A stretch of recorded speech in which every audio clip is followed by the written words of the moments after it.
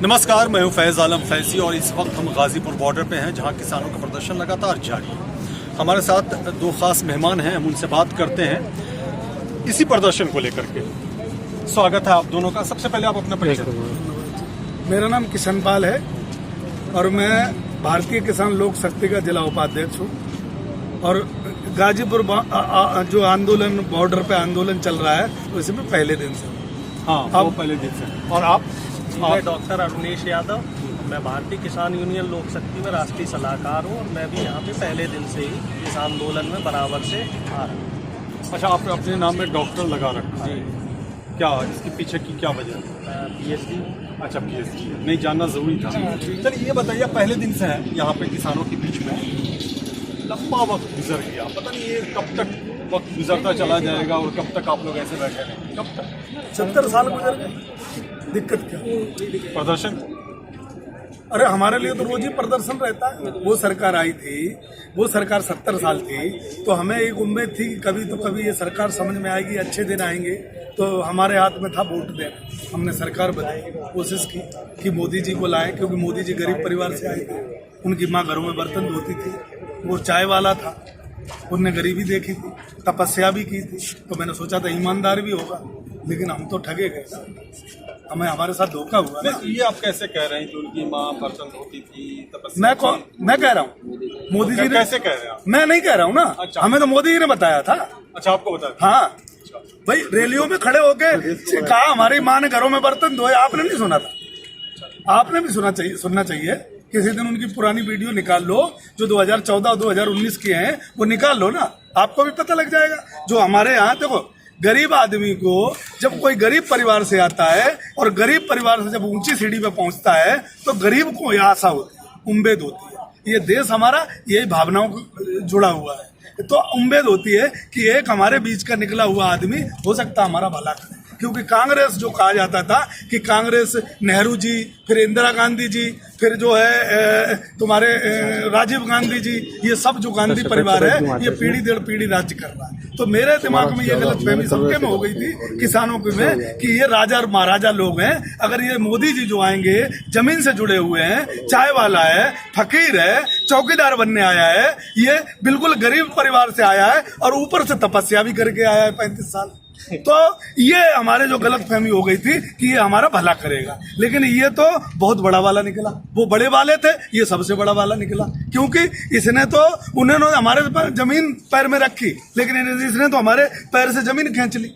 जो जमीन है धोखे से, हमारी डबल आय के नाम से, हमें 15 लाख देने के नाम से, हमने तो नहीं मांगे थे ना 15 लाख रुपए, अगले ने अपनी तरफ से ऑफर दिया। किसने कहा था मुझे ऑफर दो? अरे हमें तो प्रधानमंत्री ऐसा चाहिए था जो गरीब और अमीर को समान अधिकार दे, उसे गरीब को 2 वक्त की रोटी मिले, खेती को फैसिलिटी मिले। हमारे घरों में जो बिजली महंगी जा रही थी, लोग रोटियों को मोहताज हो रहे थे, मेहनत करने के बाद भी हमारी सही उपज नहीं मिल रही है। हम तो उसके लिए बदलाव किए थे, हम इसके लिए थोड़े किए थे कि गुजरात से 15 उद्योगपति लाके पूरे देश पे टांग देना और उनसे पूरी जमीनें दे देना, सारे उद्योग उनको दे देना। ये देश में जो फार्मूला, गुजरात का फार्मूला लागू हो रहा है, ये देश के किसान के लिए, देश के मजदूर के लिए, संविधान के लिए और देश के लिए बहुत हानिकारक है। ये किसान इसलिए बहुत पीड़ित है क्योंकि ये संविधान गुजरात का लागू हो रहा है। चलिए, संविधान गुजरात का लागू हो रहा है, क्या आप सहमत हैं इनसे? बिल्कुल सहमत है। मैं क्या, जो इस समय इस देश की 70% से ज्यादा आबादी, बल्कि मैं ये कहूँगा कि 90% आबादी इस समय किसान के साथ है और बिल्कुल एक सुर में है और एक साथ इस सरकार के विरोध में है। पहले तो ये लोग क्या थे कि भ्रम इन्होंने फैला रखा था, थोड़ा सा माया जाल था कि साहब अमीरों के लिए काम ना करके गरीबों के लिए काम करेंगे, पुरानी गंदगी साफ कर रहे हैं, थोड़ा समय लगता है, 60 साल की गंदगी, 70 साल की गंदगी हटाने में 2-4 साल 5 साल का टाइम लगेगा।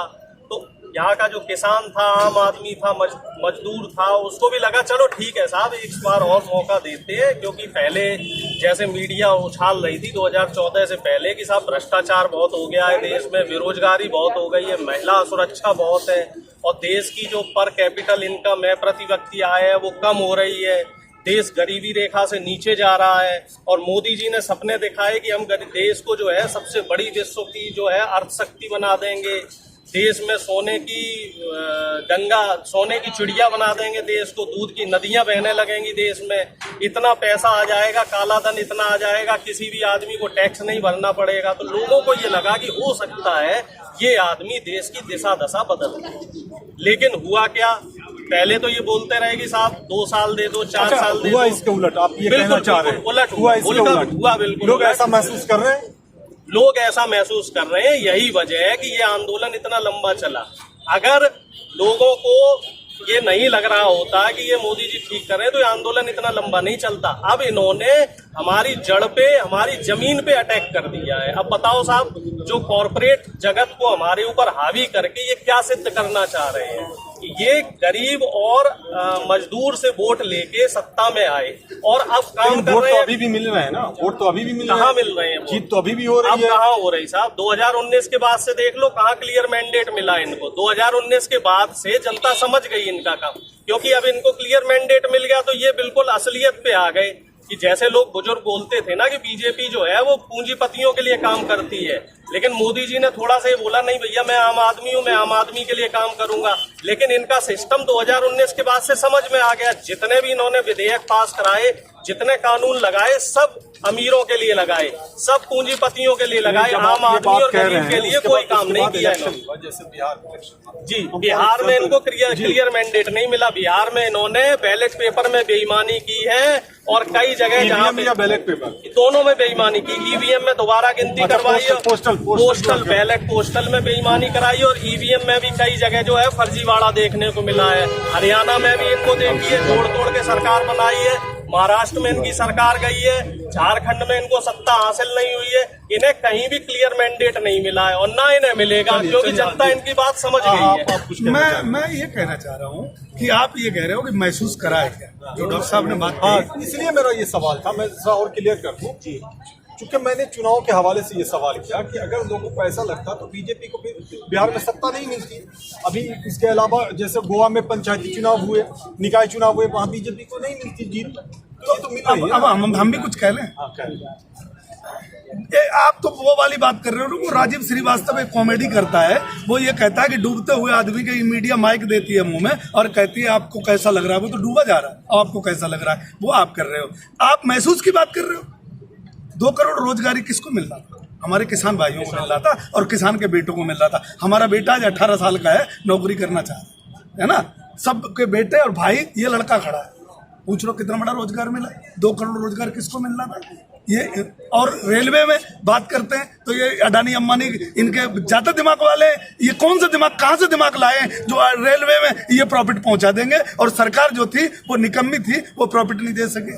वो एनजेसी में कौन सा ये ऐसा प्रोग्राम फिट करने वाले हैं जो सरकार को अडानी अंबानी फायदा पहुंचाएंगे? मुझे बता दो, LIC कौन से नुकसान में जा रही थी? ये क्या हो रहा है देश में? ये क्या उद्योगपति सिर्फ अगर दिमाग किसी के पास है तो गुजरातियों के पास ही है, और ये देश के पागल है लोग। उत्तर प्रदेश इतना बड़ा है, इसने कितने प्रधानमंत्री देने का काम किया, लोगों ने इतिहास रचे उत्तर प्रदेश में। क्या उत्तर प्रदेश एक मुख्यमंत्री, एक प्रधानमंत्री नहीं दे सकता था? लेकिन दे सकता था, ऐसा नहीं। लेकिन हम धोखा खा गए। हमसे ये कहा गया था कि ये प्रधानमंत्री गरीब माँ का बेटा है, तो हम क्षेत्रवाद नहीं चुने थे। लेकिन इनके दिमाग में भूसा भरा है, ये गुजरात को पूरे देश पे हावी क्यों करना चाहते हैं, मैं ये पूछना चाहता हूँ। और हमारे ऊपर सुनो, हमारे ऊपर उतना बड़ा उत्तर प्रदेश, 23 करोड़ लोगों का उत्तर प्रदेश है, और यहाँ उत्तर प्रदेश में मुख्यमंत्री उत्तर प्रदेश का नहीं दिया, वो भी हमें उत्तराखंड से लाके दिया। हम इतने बदनसीब हैं, करा क्या? मुझे अरे मैं कह रहा हूँ, इस देश का हिस्सा है तो हम अफगानिस्तानी, हम पाकिस्तानी, हम कहाँ के हैं? हमें क्यों बताते? हमारा DNA करा लो ना। अगर तुम्हें लगता है कि किसान पाकिस्तानी और अफगानिस्तानी है तो सरकार की संस्थाएं तुम्हारे पास है, हमें क्यों बताना कि कोशिश करते हैं ये कि खालिस्तानी बैठे? ये हमें इस देश का हिस्सा नहीं है। जब हम बात करते हैं तो ये इस देश का हिस्सा, अगर मुख्यमंत्री उत्तराखंड का है तो हम पाकिस्तान के। ये सब बेकार की बातें हैं, देश को गलत दिशा में ले जाया जा रहा है। और गुजराती मॉडल अगर देश में लाया जा रहा है तो हिंदू मुस्लिम को लड़ाने का देश मॉडल में लागू किया जा रहा है, दूसरा कोई मॉडल नहीं। और उद्योगपति इस गुजरात को पूरे देश में लाके खड़ा कर देंगे। एक एक नौकरशाह को मजदूर बनाने का प्रोग्राम है, और जो किसान आज दाल रोटी खा रहा है उसको भुखमरी के ले जाने पर कगार पे है। यही इनका उद्देश्य। बताइए, ये जो गुस्सा है आपका, जो अभी आप गुस्से का इजहार कर रहे हैं, गुस्सा व्यक्त कर रहे हैं, क्या ये आंदोलन चाहे आज खत्म हो, कल खत्म हो, 1 साल के बाद खत्म हो, 2 साल के बाद खत्म हो, जब भी खत्म हो, उसके बाद भी ये गुस्सा ऐसे ही रहेगा? भाई साहब, ये माइक तुम्हारा नहीं हो ना तो गुस्सा बराबर रहेगा, ये गुस्सा कहीं नहीं जाएगा। ये आंदोलन में आप आए हो, आपका स्वागत है, धन्यवाद आपको करता हूं क्योंकि आपने मेरी बात सुनी है। ये गुस्सा आपने मेरा कम नहीं कर दिया क्योंकि गुस्सा सरकार ने दिया है। ये गुस्सा आपने माइक लगा दिया तो मैंने आपको बयां कर दिया। इसीलिए मेरा सवाल है क्योंकि किसान आंदोलन के बाद खुद आपने कहा कि 2019 में धोखा खाया, बिल्कुल खाया। 2024 में भी इलेक्शन होने हैं। बिल्कुल। इस बीच में आंदोलन खत्म हो जाए तो 2024 में क्या सीन होगा? ये सवाल है। आंदोलन यहाँ से खत्म हो, अगर यहाँ से खत्म होता है, अगर बात बनती है तो बहुत सारी चीजें ऐसी रह जाएंगी। 3 काले कानून और एमएसपी के बाद भी अगर 3 काले कानून वापस होते हैं और एमएसपी पे कानून लग जाती है, तब भी जो दर्द इन्होंने दिया है कि देश को हर संस्था को प्राइवेट करने का काम किया और देश में जो गुजरात मॉडल लेने का काम किया, देश के एक क्या लेबर लॉ खत्म कर दिया। यही आनंद विहार है। यहाँ से आनंद विहार से कम 2 लाख लोग पैदल गए मेरी आंखों के सामने और हम रोड पर पानी लेके उनके पीछे भागते रहे लोगों को। और लोगों को दर्द इतना था कि किसी माँ के पेट में बच्चा था तो कोई लंगड़ा था, किसी को बुखार था, किसी के गोद में बच्चा था तो किसी को क्या दर्द था, ये देश में कौन देखेगा? प्रधानमंत्री तो सत्ता के नशे में मदहोश है और यहाँ का मुख्यमंत्री वो अपना घंटा हिलाने के अलावा उत्तर प्रदेश में दूसरा काम नहीं करता। बताओ हमें कोई काम किया हो? चलिए, लेकिन आप ये बताइए कि प्रधानमंत्री तो भाषण जब देते हैं तो गुजरात मॉडल का जिक्र करते हैं और आपने गुजरात मॉडल की जो परिभाषा विकसित की है वो बिल्कुल डिफरेंट है। आपने ऐसा क्यों? देखिए, ऐसा है, इसमें इनकी आरएसएस की ट्रेनिंग है, इनकी कथनी और करनी में हमेशा फर्क रहता है। ये कहते हैं कि हम राष्ट्र के लिए काम कर रहे हैं, लेकिन करते किसके लिए? कुछ व्यक्ति विशेष के लिए, व्यापारियों के लिए और कुछ अपने आरएसएस के लोगों के लिए। तो प्रधानमंत्री जी का भी वही है, जब वो राष्ट्र की बात करें ना तो समझ लीजिए अपने व्यापारियों को और आरएसएस के लोगों की बात कर रहे हैं। जब वो कहें कि हम मिडिल क्लास की बात करेंगे तो समझ लेना कि मिडिल क्लास को तोड़ने की बात कर रहे हैं। जब से बीजेपी आई है, मिडिल क्लास के ऊपर टैक्स का बोझ भी बढ़ा है, मिडिल क्लास के ऊपर महंगाई भी बढ़ी है, मिडिल क्लास भ्रष्टाचार को भी देख रहा, झेल रहा है, मिडिल क्लास बेरोजगारी को भी झेल रहा है और मिडिल क्लास जो सबसे बड़ी दिक्कत है वो बढ़ती हुई जो चिकित्सा है, हमारा जो मेडिकल फैसिलिटी है, इसमें महंगाई बहुत बढ़ रही है धीरे धीरे, तो इसको भी झेल रहा है। कहाँ मोदी जी 2014 से पहले कहते थे कि इस देश में हम सरकारी अस्पताल कर देंगे, हर जिले में एम्स जैसे अस्पताल होंगे। और अब जो एम्स जैसे अस्पताल है या जो भी सरकारी अस्पताल है या जो जिला अस्पताल है, उनमें इन्होंने शिक्षा बजट भी कम कर दिया है। पूरी दवाइयां नहीं मिल रही, पूरे इक्विपमेंट नहीं मिल रहे, स्टाफ की कमी है। और रही बात दूसरी शिक्षा की, तो शिक्षा इनने महंगी कर दी है, चाहे वो मेडिकल की शिक्षा हो। मेडिकल की शिक्षा की जो फीस है इन्होंने 500% बढ़ा दी।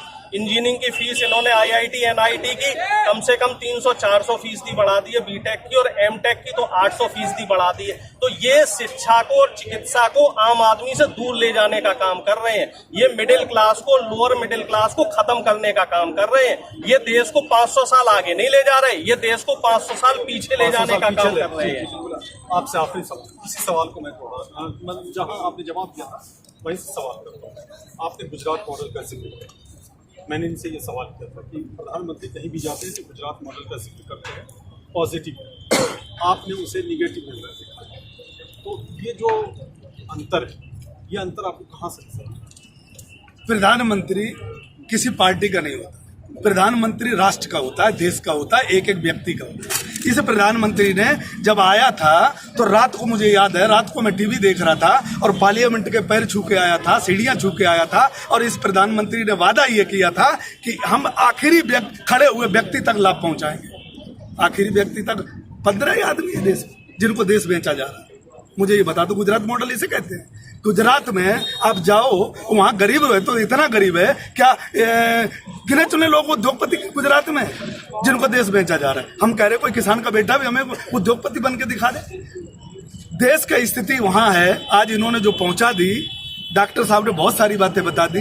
मैं ये कहता हूं कि ये जितनी ज्वेलरी से लेकर के, मीडिया हाउस से लेकर के, और जो हमारे देश में कई संस्थान ऐसे हैं जहां विशेष रूप से 1-2 लोगों, 2-4-10 लोगों के परिवारों का कब्जा पूरी तरीके से होने जा रहा है और हो रहा है। देश का किसान अपनी जमीन बचाने का लड़ाई लड़ रहा है, तो ये इन्हें आतंकवादी और पाकिस्तानी दिख रहे हैं, पल्ला छूट जाएगा। इन्हें पाकिस्तानी, आतंकवादी, खालिस्तानी बताने से तुम्हें क्या लगता है कि ये देश में तुम हमें बांट दोगे जातियों में, धर्मों में, और इस तरीके से बांट के गुजरात मॉडल इसे कहते हैं कि गुजरात मॉडल, ये इन्हें गुजरात में क्या करा, यही करा था, हिंदू मुस्लिम लड़वाया और मोदी का पूरे चेहरा वर्ल्ड में फेमस हो गया। वही चेहरा ये हर प्रदेश में लाना चाहते हैं। आप मुझे एक बात बता दो, जल्दी 18 मत करो। ये जो देश में जो चेंज 4 दिन से चल रहा है, वो कौन सा वो है जो लाए वहां से उससे तुम्हारे पंजाब से एक अनुसारी बंधु, मुख्तार अनुसारी बंधु। मतलब देश में सारे काम खत्म हो गए, देश में कोई समस्या नहीं बची अब। अनुसारी और या फिर वो बंबई में अक्षय कुमार, ये 4-5 आदमी को दिखाने का जो प्रोग्राम प्रोपगंडा चल रहा है, ये गुजरात मॉडल है। मोदी जी के सामने कैमरा रहे और मोदी जी के चाहने वालों के सामने रहे, अगर निगेटिव या पॉजिटिव, ये गुजरात मॉडल है। देश के किसान को गुजरात मॉडल नहीं चाहिए। चलिए, आप लोगों का बहुत बहुत शुक्रिया। तो देखा, ये गुस्सा है और इनका ये कहना है कि ये गुस्सा बरकरार रहेगा, यानी ऐसा नहीं है कि आंदोलन खत्म हो जाएगा तो ये समाप्त हो जाएगा। 2024 में भी ये गुस्सा रहेगा। 2019 में जो इन्हें छला गया है, जैसा कि इनका कहना है कि छला गया है, 2024 में ऐसा नहीं होगा। और सीधे सीधे प्रधानमंत्री की जो पॉलिसी है या केंद्र सरकार की जो पॉलिसियां हैं, खास करके गुजरात मॉडल को लेकर के जो बखान किया जाता है, उस पर निशाना है इनका। हमें दीजिए इजाजत।